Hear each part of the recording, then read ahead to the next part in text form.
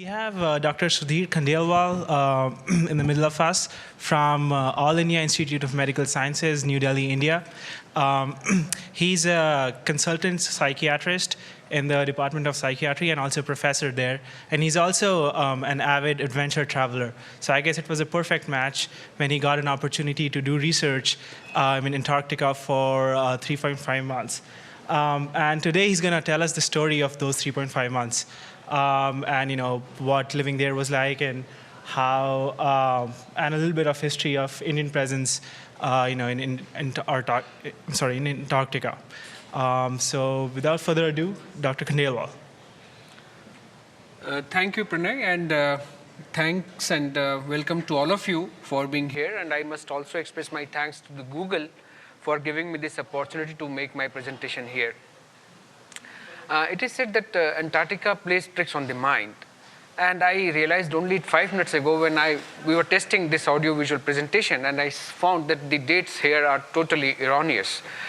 This should have read 10th November 2007 to 13th April 2008. That's the period which I spent in Antarctica last summer.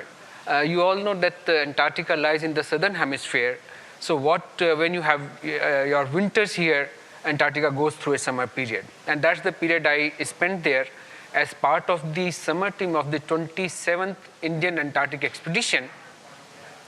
I would like to share my experiences there, which I think some of you will like and get motivated to visit this God-forsaken continent on this planet.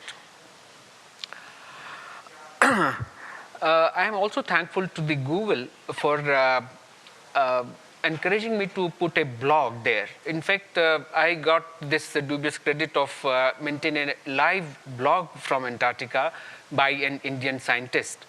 This is the name of the blog where I was making very active entries and where my son Kush was helping me out putting those entries into the blog. Somehow it got a bit popular and a lot of people have made a lot of hits there. This is India, as Pranay has said that I come from India.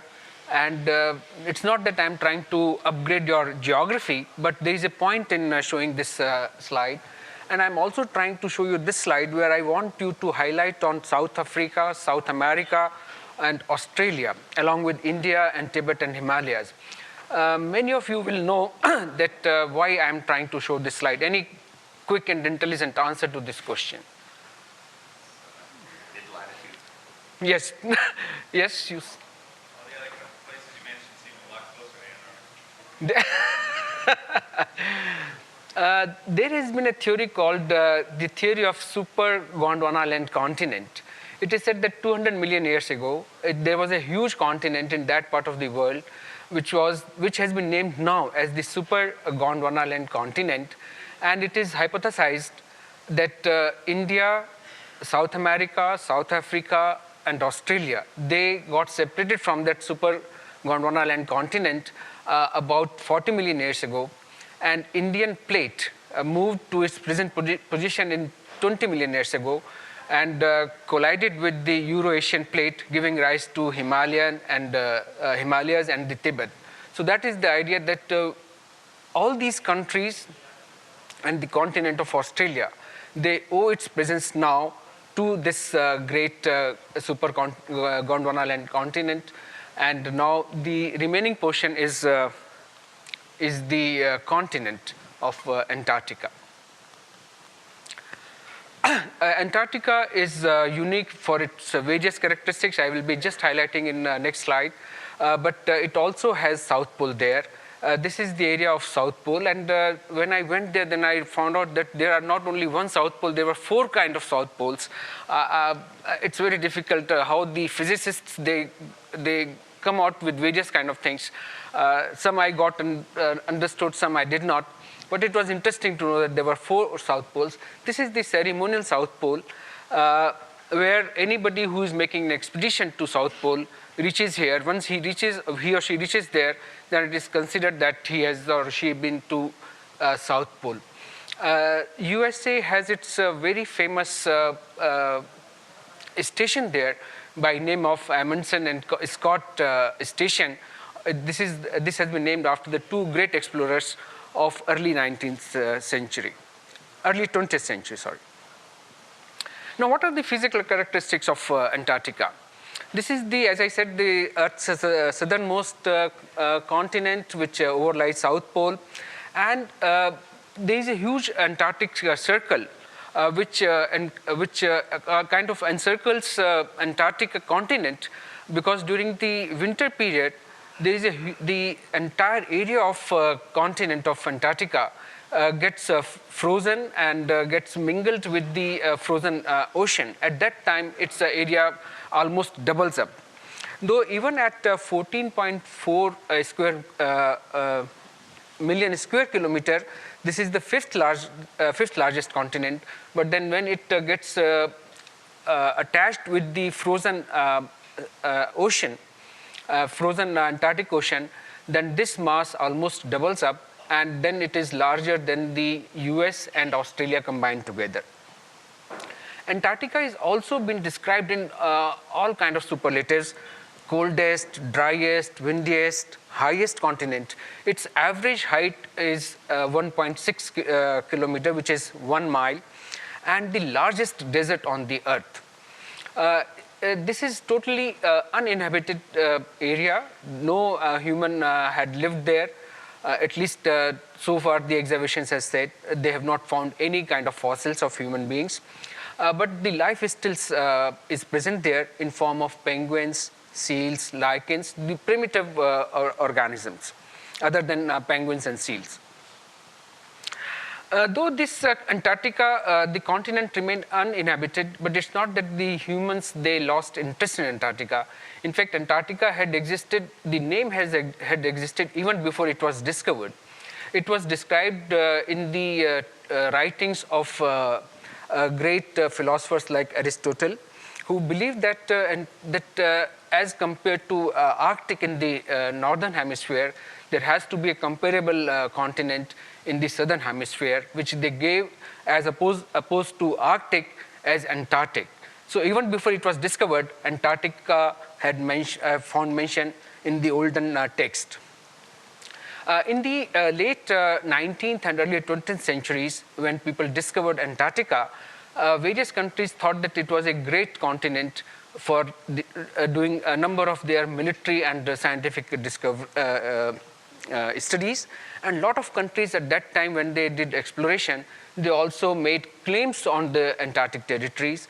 And at that time, countries like United Kingdom, New Zealand, France, Norway, Australia, they made their claims. And then Chile and Argentina also joined these claims. In fact, these claims were conflicting because there were a lot of superimposition of territorial claims. And in fact, in the early 20th century, there were a lot of heated arguments between the countries. It had also led to the burning of their stations. And then the need arose for having some kind of treaty over the Antarctic claims. The treaty came into force in 1959 at the initiative of United Nations. But before that also, India, under the leadership of Jawaharlal Nehru, our first Prime Minister, had made raised its concern over the Antarctic conflicts. During the formulation of the Antarctic Treaty, USA had played a very important role in this treaty being formed finally. And though it did not make any territorial claim in the Antarctic Treaty, but it always reserved its right to make any claim in case there was some kind of exploitation in the subsequent future. India made its entry into the Antarctic Club in 1981 when it sent its first expedition, and in 1983 it was admitted into this Antarctic Treaty Consultative Meeting. And now there are 45 countries. The main aim of the treaty is to support the scientific research and protect the environment. It also prohibits military activities, mineral mining, and any form of commercial exploitation. So a lot of people believe that the aim of a lot of research going on there is also about the possible commercial exploitation in subsequent decades. And with the oil prices now hitting the roof, a lot of countries will be again renewing their interest in making some kind of oil and natural gas exploitation. It makes sense because a lot of countries which have separated from Antarctica, for example, South Africa, which is rich in minerals, India's Godavari Basin, which was linked with Antarctica, is also rich in oil and gas. So there is quite a huge potential for Antarctica to have huge reserves of oil and gas there. Currently, Antarctica has presence by 27 countries for scientific research. And as I said, that though there are no permanent residents there, but during the summertime, the population of Antarctica reaches as much as 4,000. So in such a huge continent, not more than 4,000 people live even during this summertime. The largest station is the US station McMurdo, which during the summertime almost looked like a mining town with as much as 1,000 visitors, including scientists and the families. Winter population reduces to just 800, and the scientific teams, they are engaged in research comprising of biology, medicine, geology, oceanography, and these atmospheric sciences. Ozone layer, incidentally, was first of all discovered over the Antarctic continent.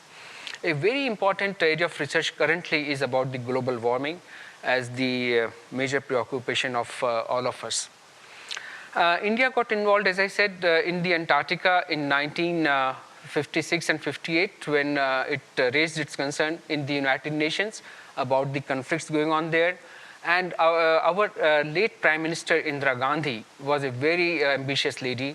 She did a number of firsts into in the Indian history, and she initiated the Indian expedition to Antarctic in 1979, which culminated into the first expedition, 1981. And since then, India has been sending uninterruptedly expedition every year.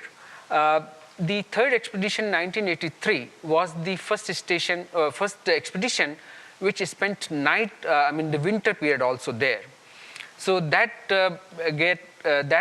gained us the entry into the Antarctic Treaty Consultative Meeting. And any country which maintains summer as well as winter camps or stations is considered to have, becomes eligible for entry into the ATCM. In 1981, India established its first station called Dakshin Gangotri. It's after the name of a very famous and huge glacier called Gangotri in the Himalayas. And in 1989, India established its second station, Maitri, when Dakshin Gangotri started sinking into the frozen ice, because it was built on the continental shelf. Now India is becoming more ambitious, and we are in the process of establishing our third station at another area of Antarctica called Larsemann Hills, which will be named as Bharti, and in next 1 or 2 years it will become functional. As I said, that the Antarctica is the driest, the coldest, the most isolated desert unto the Earth. Why people make polar explorations? They do for a number of reasons. As I said, that the scientific research is one criteria, but people have made solo expeditions. And solo means that not by the country's initiative, but by their own initiative. Great explorers like Scott, Shackleton, Amundsen, and they did for a number of reasons: heroism, bravery, scientific discovery, and also for a lot of their ego and recognition and for their own fame. During earlier times, it did bring economic gains because it was an area which was rich with whales and seals, and people came there for their oil and for their meat products. The current preoccupation, as I learned in US, is about the space missions. I think there is booking started about the space mission things, and people will get more and more interested. NASA is also doing a lot of research on the health aspects of space mission, And if you try to see the consequences of such missions on the health, you find a lot of similarity between the polar explorations with the space missions. These are that there are three important problems whenever one makes these kind of expeditions. One is the stress of going to such expeditions, then isolation. As I said earlier, that in spite of its a huge size, Antarctica just has 800 people during the winter time, and or maybe 4,000 during the summertime. So it leads to a lot of problems of isolation and also of the sensory deprivation. During the winter period, when it's all dark everywhere outside the station, it becomes you almost become visually blind if you tend to step outside into the open area. So all these three things make a huge impact on somebody's physical as well as mental health. It also creates doubts in anybody's mind that whether he or she is competent or capable enough to make this kind of exploration or mission, and that it leads to fear. This also leads to a lot of denial, because when you are committed to make certain mission complete, you tend to deny the day-to-day problems, whether they are related to your motivation or to your health issues. The mantra of having a successful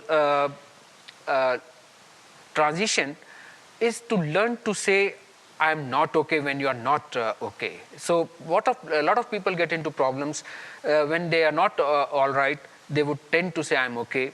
And it leads to a lot of problems, not in such expeditions, but also in expeditions to places like Himalayas or Mount Everest. Antarctica has been described as a natural laboratory. Because I'm a health worker, I'm focusing next couple of slides on the health issues. It is considered as a natural laboratory to study effects on health. And it's not only the physical health, but also the mental health. A lot of research has been going on the mental health aspects of Antarctic living. Because all this impacts the human performances during isolation in extreme conditions, which I've already said earlier. And because Antarctica is a natural laboratory, that survival is impossible for any unprotected individual who is not well equipped. Its environment is extremely dangerous because of its climate. The temperature goes to minus 50 during the winter, minus 50 Celsius, which in Fahrenheit would be more than or less than minus 100, and not easily accessible. Now, currently, the Antarctica has entered polar nights, and during this period, no ship can reach there, no flights can reach or come out from Antarctica. So whosoever is now living in Antarctica, about 800 people, they are just living there, waiting for the next ship or the flight to arrive there in the month of November. And but it's not that it's always so scary. It's not that Antarctica leads to all the negative effects and consequences. There are a lot of positive characteristics of polar environment. People who visit Antarctica or who have been to Antarctica onto such missions, they experience a lot of positive gains after they have completed their mission, in form of natural grandeur, excitement, improvisations. And they also feel that during the Antarctic stay, they are in a less restricted environment. They have more free time, and of course, they are away from all the daily hassles of living in within the families or home life. So this is all very positive aspects. In fact, I talked to a lot of people while I was there, and my group was of the summer members as well as the previous winter members, and almost every member felt that this kind of expedition was the most wonderful expedition or the most wonderful experience of his or her lifetime. In fact, I was fortunate to have a lot of army people with me because they were there because of their technical expertise. And though they had done a lot of other kind of adventures into the Himalayas, but they found that the Antarctic experience itself was the most wonderful. It's not that everybody who visits Antarctica is suited for Antarctic mission or for any kind of expedition or mission. Over the last 20, 30 years, the research has shown that there are certain characteristics which make a person ideal for such kind of expeditions. For short expedition, any person having high motivation to achieve with a high sense of adventure and low susceptibility to anxiety will be an ideal person for this kind of expedition. But it's not that whosoever goes to Antarctica lives there only for 3 to 5 months as I did. People who go there now, like people who are already there, they would be spending as much as 15 months there. So the team I left in Antarctica at Maitri had reached there in the month of November with me, would be only able to come out of Antarctica in the month of February. So by the time they reach home, it will be 15 months. So people who can survive these 15 months, there are also positive, there are some characteristics that they should be emotionally stable, of course. They should not be easily prone to anxiety or depression. And many times it is said that people who are extrovert and more friendly and having all those kind of extroverted traits would be better adapted, but it's not true. The people who are suited for a long expedition are the ones who are not greatly over extroverted or over assertive, because they should be team members. They should be willing. They should be ready for all kind of group dynamics, which many times over assertive and extroverted people do not conform to. They should be sensitive to the need of others and should not get bored easily. You have a question? Yeah, please. More about the age older than 30 years. Is that a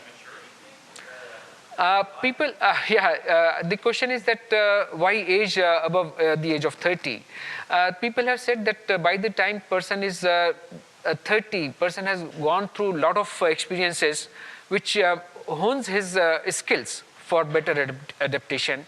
And we also believe as a psychiatrist that by the age of 30, most of the personality characteristics would have been well formed, because the personality is still evolving, and by that time one would know that what kind of personality I have.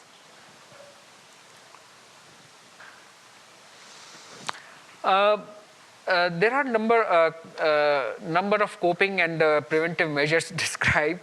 One is very important thing is that whosoever goes there, the one reassuring thing is that adaptation to any expedition, it's a natural mechanism. You don't have to do anything. You have to be just as natural as possible, and the adaptation comes very automatically. It's a physiological process.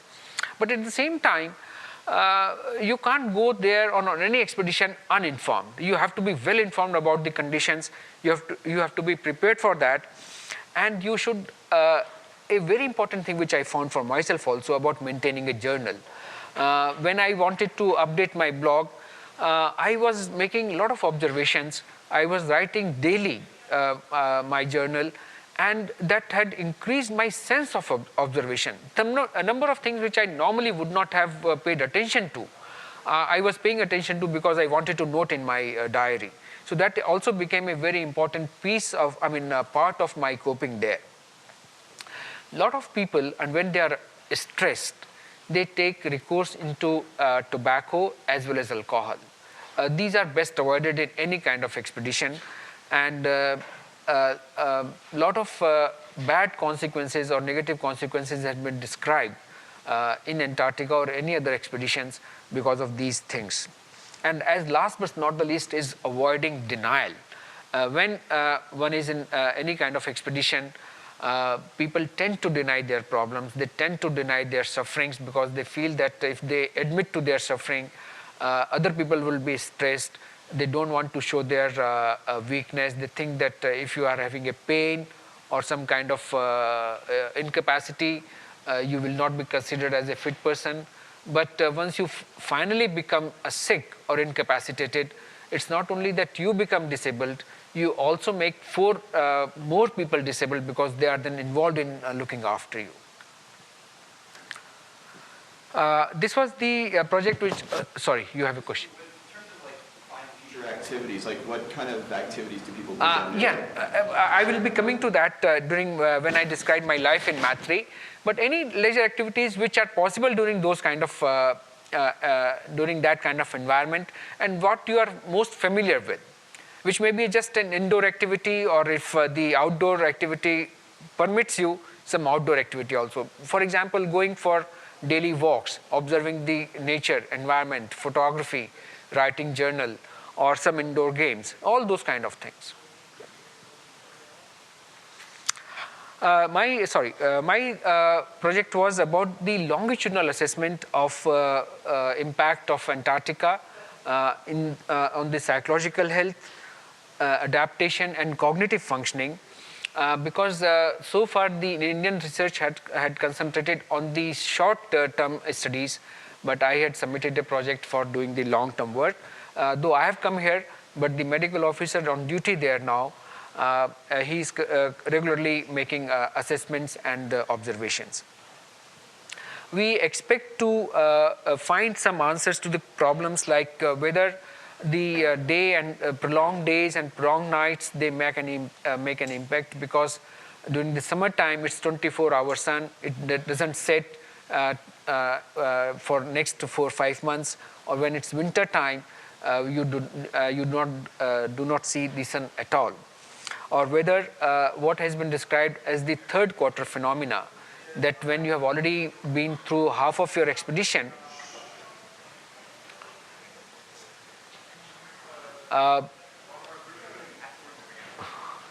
it's okay. It's okay. That whether the third quarter is more troublesome, because it has been seen that after the half of the period is over, a lot of people then they get depressed that it's only half period which is over and they have still another 6 months to spend. So that third quarter phenomena is described as a period of great stress.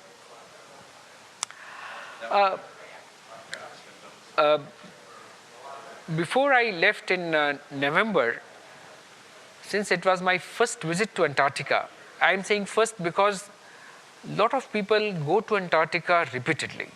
I had many members during my team who were going to the Antarctica for second or third time. The leader of our team had already spent 3 winters in Antarctica. He was going for the 4th winter.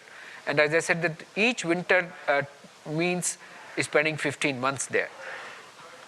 So we were all given some kind of induction and training in an area called Oli, which is in the Garhwal district of Western Himalayas at about 10,000 feet. And this training was conducted by the Mountaineering and Skiing Institute of Indo-Tibetan Border Police, a very dedicated team. We were very fortunate to have a lot of trained trainers.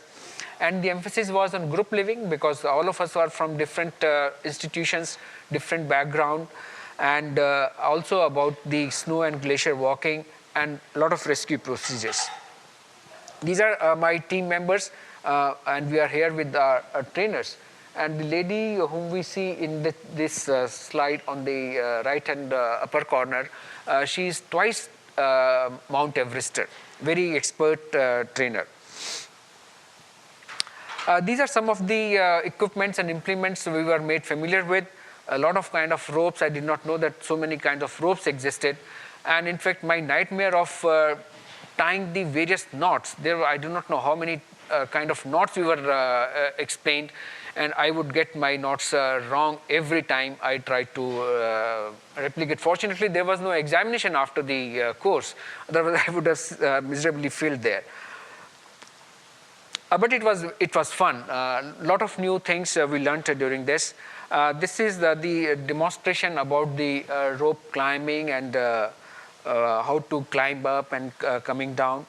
And it was a lot of fun also. This is a very famous and sacred Nanda Devi peak at 22,000 feet. That is the place where you see the magnificent Nanda Devi in all its splendor. When we were there, the climate was changing from summer to winter, and I saw Nanda Devi in various forms and hues. We left in November. I was fortunate that I was included in the team which was flying all the way into Antarctica. Normally, the expedition, they go by ship, which takes about 4 to 6 weeks. But I was in the team which was flying all the way, and we took our flight from a town called Bombay or Mumbai right into Cape Town, from where we took our flight directly for Antarctica. This is the aeroplane, the Ilyushin 76. It's a Russian cargo aeroplane comparable to the Herculean US Hercules Airport C-130. Huge aeroplane which takes all kind of military equipment, tanks and armored vehicles and huge cargoes. The scene at the airport was very chaotic because there were 55 people from different nationalities, and everybody was very excited, hyper excitable, nervous, anxious.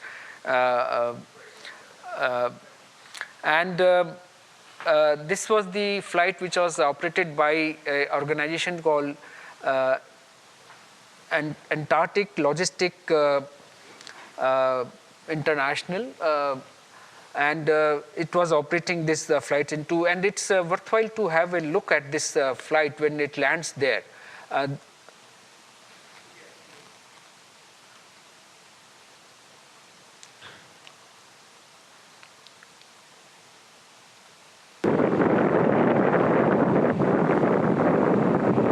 am sitting in this aircraft right now. This was shot by the team which had come to receive us at the air base. This air base is called Novo Air Base, which is about 10 kilometers away from the Maitri station where we were heading to. It is landing on the frozen blue ice.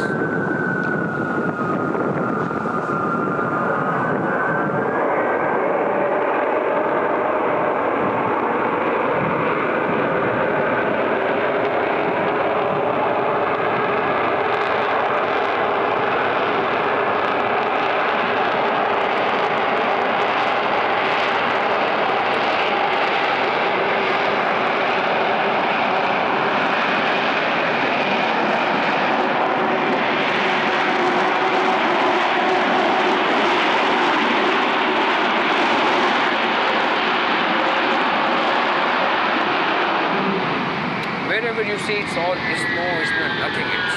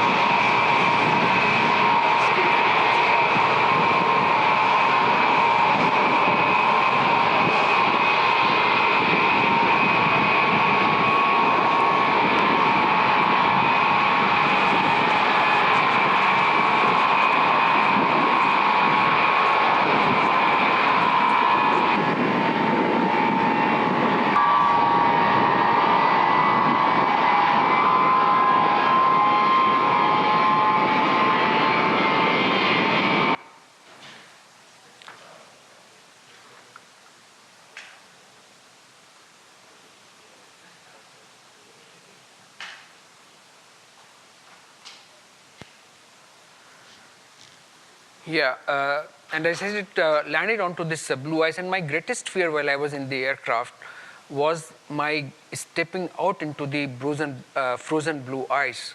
I did not want to slip and fall down there and break my hip and establish a record of being transported back into the same flight back to Cape Town.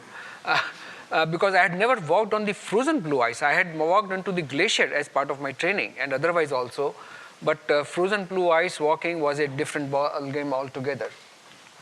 But everything went fine, finally, and this is a very harmless looking like Ilyushin 76 after it has been parked. This is the inside of Ilyushin 76. I had gone there with a lot of expectation, but I was thoroughly disappointed. There were wires hanging from every side. The seats were very rudimentary. A lot of chaos inside. There were boxes piled everywhere, and I was totally disappointed. And the anxiety and nervousness they were increasing to my disappointment. Yes, sir. Are those being transported to Antarctica for use, or are those the in-flight facilities, the porta potties in the bottom right? This one, these are the toilets. These are the toilets for in-flight use. But behind those are the boxes and cartons which were for the stations. Maitri is the station, the Indian station where I had lived, and I would in next few slides I will be talking to you about my living there. It in fact basically involved doing galley duties. I will explain a little while from now. Going for outside excursion, following Shiv and Uma. That's the story I will just highlight later. Then making a lot of celebrations and establishing the Earth station. That was the remit of our expedition. What galley duties? The word perhaps has come from the naval ships, but in the station, galley duty means that maintaining general cleanliness and the station. And since nothing is available there except the snow and fresh air, you have to make everything available there, including the drinking water, because it's all snow and frozen ice. You have to maintain the pump house, the generators for the power, boiler room, sewerage, and toilet firing. Though the station, all these stations which are in Antarctica, they are very well equipped. And like I say that in Delhi, where we have a lot of problems with water and powers at times, this station had 24-hour uninterrupted water and power supply, unlike Delhi, where I come from, and a centrally heated station. This is the station. This is the station where the winter members they stay, very well maintained. And this is the area where the summer team members stay. During the summer team had consisted of about 35 people, and so these are the facilities for. There is difference between the two, but they were also quite comfortable. This is inside of the Maitri station, the lounge with some of my team members there. This is the module where I was stationed, the blue kind of module which I had shown in the previous slide. These are the bunker beds and a work table with, of course, with heating and power supply equipped. This is our dining area. The scientific experiments are conducted outdoor as well as indoor. These are some of the young scientists. This expedition had a lot of young scientists around the age of 30, and these are some of them. Many of the experiments they continued during the winter period also. Then of course they are indoors. Galley duty means that we help the cook for preparing food, and all of us have to do it turn by turn. This is a scientist and the army colonel frying jalebis. There is a very popular Indian sweet. These round things, they are frying for the dinner. This is the our toilet module, and it's hot water supply, and those cleanliness is part of our daily routine. These are the toilets. These are the now old toilets. Now they have been currently they are being replaced by the new toilet ones. But these are all iron steel frame kind of toilets, where because in Antarctica you cannot leave behind any solid human disposal. So all the solid human waste is burnt into fine sterile ash to be transported back to India, where it is finally immersed. So every morning, people are assigned duty to put these toilets on firing under heavy temperatures, and the all solid waste, human waste, is converted into ash. Initially, the thought was quite repulsive when we were being trained, but once we went there, we found it was totally sanitized and totally sterile process. So there was no big issue about this. A lot of people, somebody asked me about the leisure time activities. There were a lot of indoor facilities available. For example, this is a very popular Indian board. We call it carom board. Playing cards, a small gym with treadmill, a lot of singing, dancing, partying. There is a all-religious temple there. You know that India is a country of multi-religion and multi-faith. And our team had representation from all the 4 major religions, that is Hindu, Christians, Muslim, and Sikh. All the 4 religions were represented there. And we had a lot of religious activities or celebrations also there periodically. I had said also about tobacco and alcohol being a great or favorite pastime.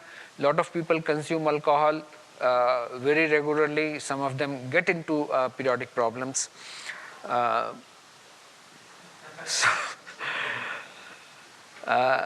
Another part of the daily living was going for daily or a lot of excursions outside. There was a lot to explore.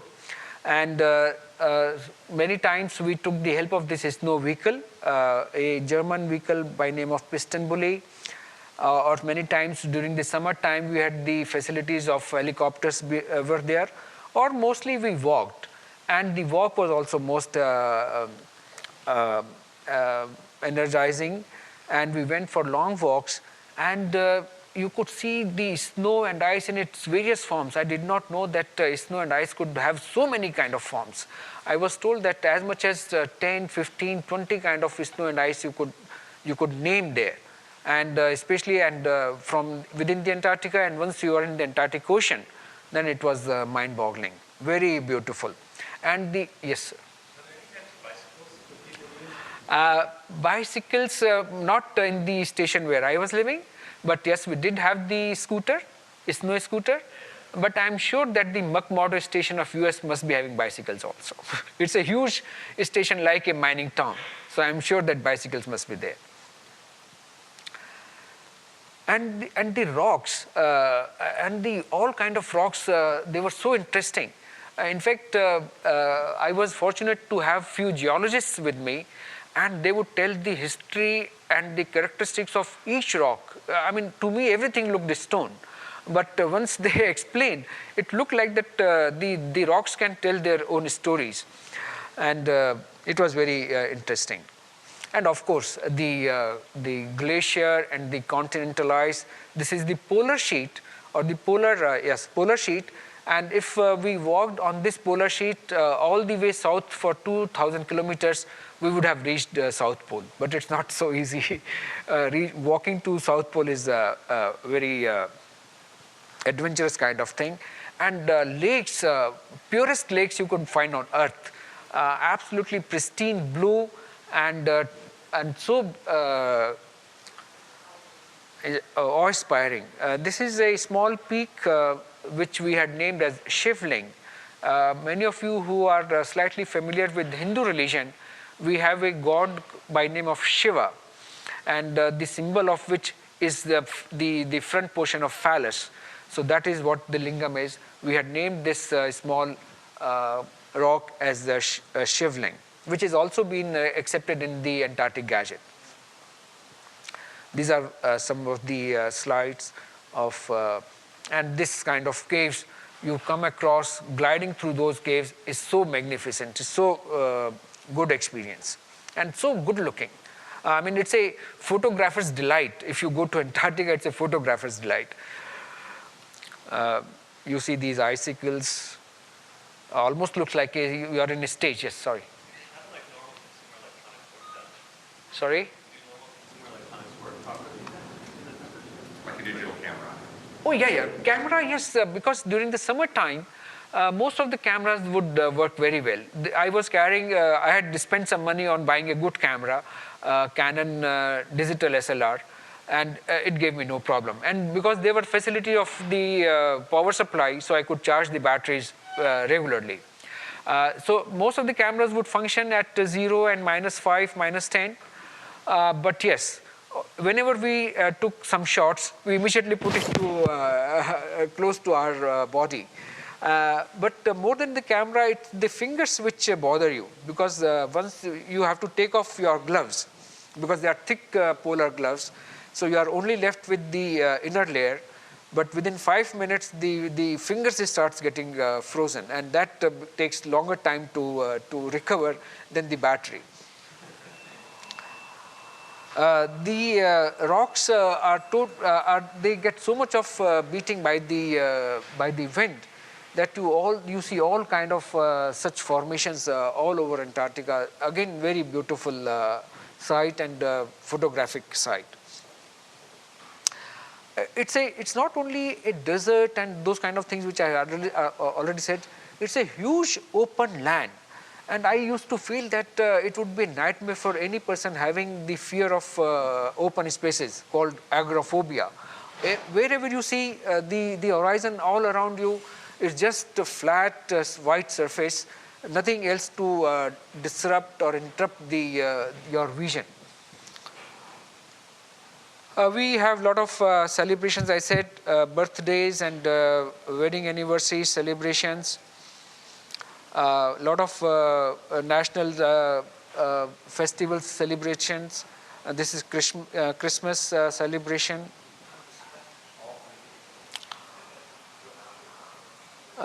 I had said that I followed the story of Shiv and Uma. These are Shiv and Uma whom I followed there. This is the pair of South Polar skua. I named them Shiv and Uma.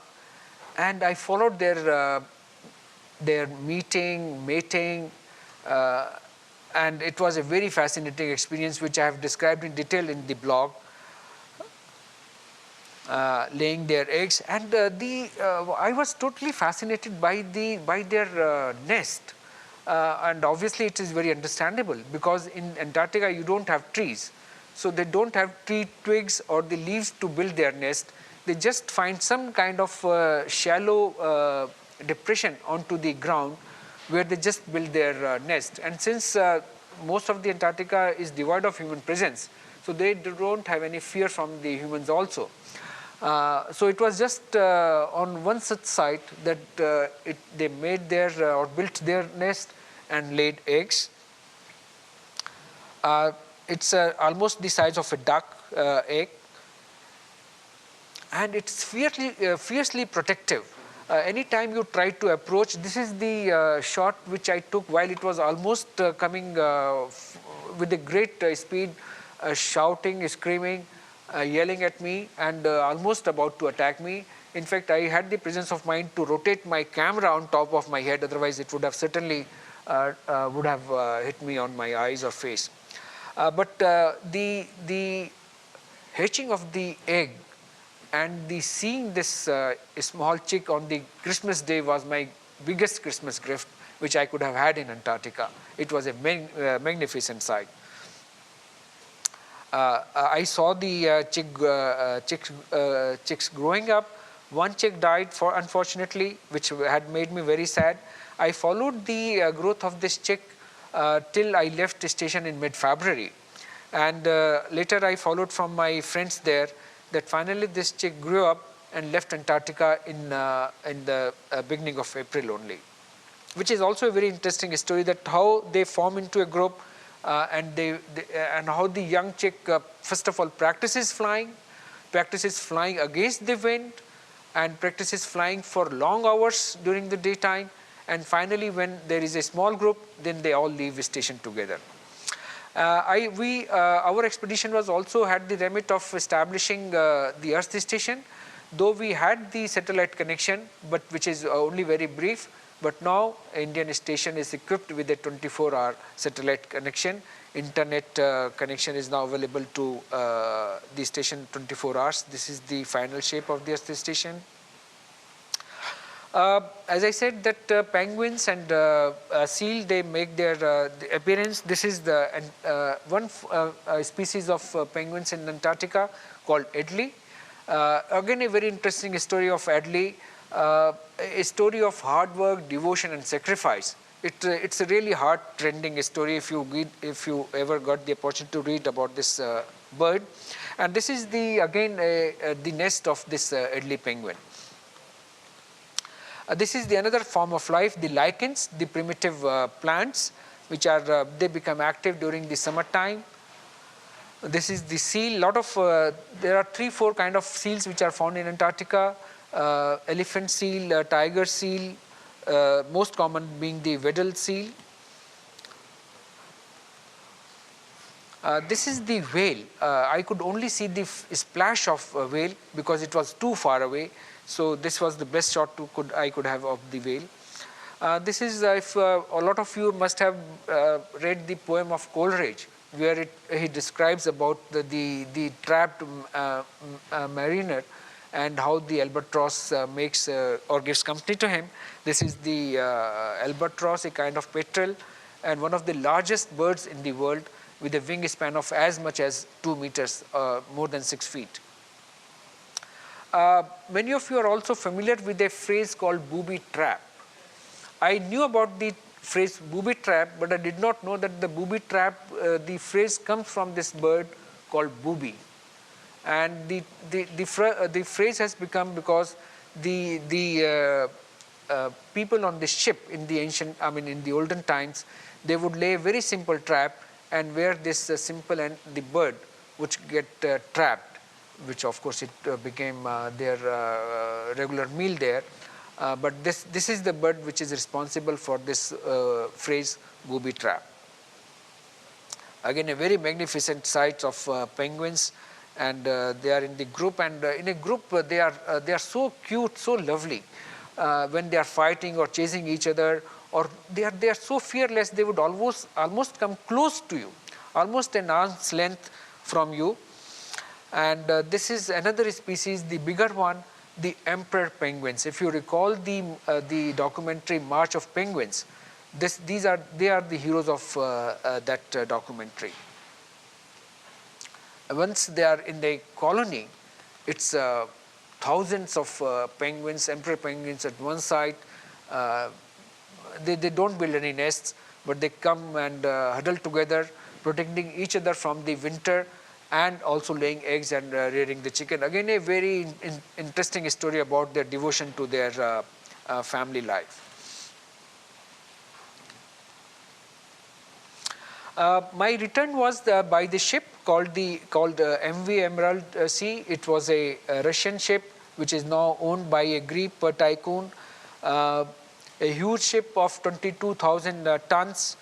And the most fascinating part of my ship journey was seeing the ocean in its various form, melting first and then refreezing once again during the later part of month of March. And again, each stage of its melting or freezing is given a name. And the most beautiful sunset I have seen in Antarctica, never before. And then you see all kind of glaciers or the icebergs. I did not know that icebergs also have a kind of a glossary, and so many icebergs we could identify there. This is the area where India is going to build its third station at Larsemann Hills. Lastly, about some issue of the global warming. Before I left for Antarctica, I thought that I knew a little bit about global warming, because I thought that global warming only means more carbon dioxide, depletion of ozone layer, or more floods, or unseasonal rains. But global warming is a very complex and very controversial issue.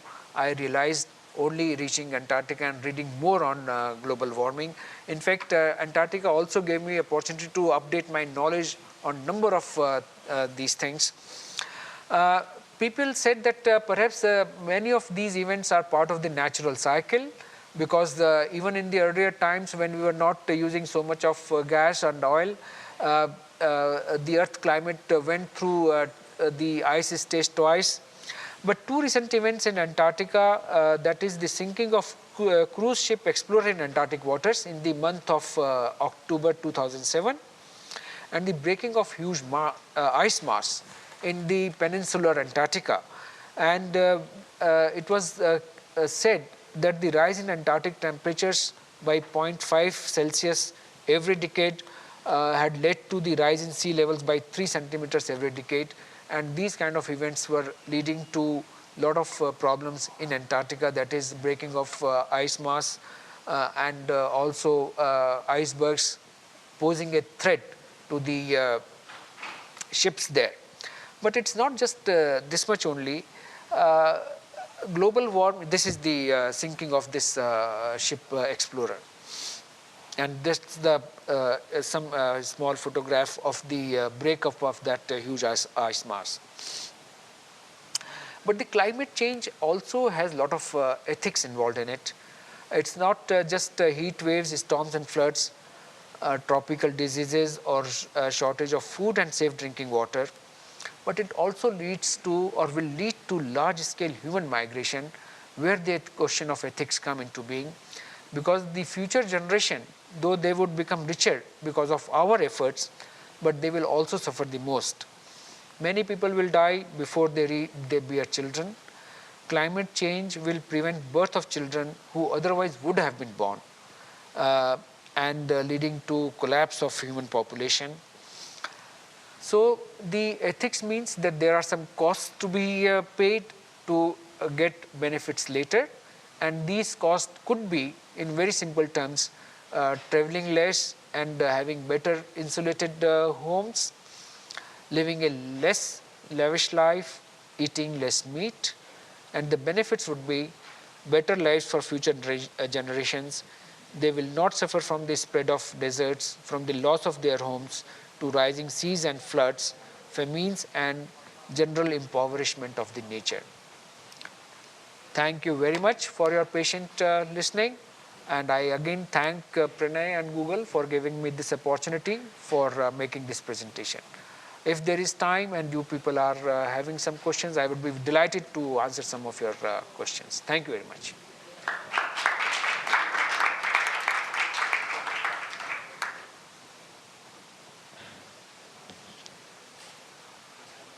Please. Why did the ship sink into an iceberg, or what happened there? Though they are huge ships, like the ship, why the ship sank with when it was hit by a small iceberg. Though the ships are very huge, like the ship I was traveling was 18,000 tons, but in the Antarctic Ocean, they are not as stable as we think that they are. Whenever a small iceberg hits the ship, it leaves to some kind of impact, leading to either visible crack or some inside crack, which makes the ship very unstable. And once it gets destabilized, it's very difficult to shift it back to its normal position. The center of gravity shifts very rapidly during such times. Yes, that.